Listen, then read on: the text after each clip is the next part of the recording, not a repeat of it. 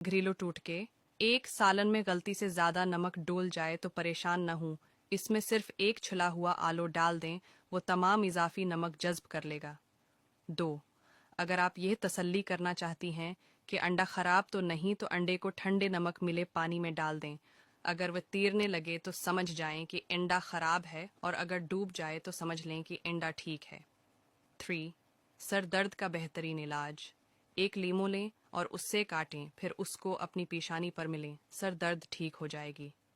4. अगर आप मुच्छर के काटने की वजह से तकलीफ दह खारिश का शिकार हैं तो इस जगह पर थोड़ा सा साबन लगाएं, खारिश फौरन गायब हो जाएगी। 5.